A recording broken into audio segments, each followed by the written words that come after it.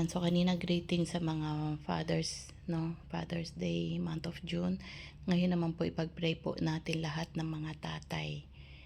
Magiging tatay, lolo, mga uncle, mga pamangkin, di ba? Pag-pray po natin. Makipag-isa po kayo kung kayo ay tatay na nakikinig right now, kahit ako'y babae. Papanalangin po kayo dahil ang panalangin is a powerful and effective.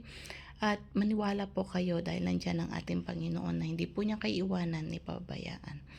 Dakilang Diyos, salamat po sa oras na ito. Salamat sa lahat ng mga tatay na naglilingkod sa iyo, Panginoon.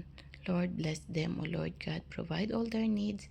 At ganun din, Panginoon, sa mga magiging tatay pa lang, turuan mo sila upang maging good father po sila. Panginoon, kung paano ka naging father, nag-provide sa iyong mga anak, ganun din po na sila ay haligi ng tahanan na maging matibay at matatag at sa kanilang family, O Lord God, na mapalaki ang kanilang mga anak ng maayos, magandang kinabukasan, provided all, at ganun din na maging maayos silang asawa sa kanilang mga wife, O Lord God.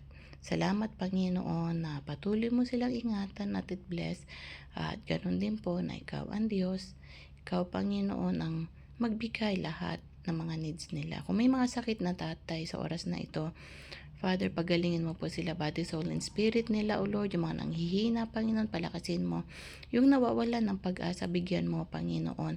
Yung mga nawasak, Panginoon, na family, Lord, ikaw po ang mag-ayos, Panginoon, because ikaw ang kaayusan, Panginoon. At ganoon din po, Panginoon, kung ang mga nalulungkot, ikaw po, Panginoon, ang Diyos. Salamat, Panginoon, at patuloy mo silang ingatan. Huwag mo silang pabayaan. At ganoon din po na mapalaki nila ang kanilang mga anak ng maayos dahil ikaw ang Diyos ng tapat, Panginoon. Salamat, O Lord God. At hawakan mo sila sa oras na ito kung nasaan man sila lupalop ng mundo. Ikaw po ang gumalaw sa kanila, sa lahat ng mga tatay. In the name of the Father, Son, and the Holy Spirit. Amen and amen. Yan po, kung ikaw ay nanalangin at claim mo yan, paniwalaan mo yan at mangyayari yan sa buhay mo. Dahil tapat ang Diyos na naglikha sa iyo, na nagbigay. At isipin po natin na you are blessed kasi nagkaroon ka ng anak at ikaw ay naging ama. Marami ang gustong maging ama, ngunit hindi po dahil may ibang planos ang Diyos sa kanilang buhay. Pero ikaw na isang ama, pagpalain ka ng Panginoon. Kaya mo yan, tataguyod mo ang iyong mga anak dahil nandyan na sila at mahal na mahal mo sila. At syempre, katuwang mo ang iyong wife. Kung wala ka namang wife, katuwang mo ang Diyos, diba?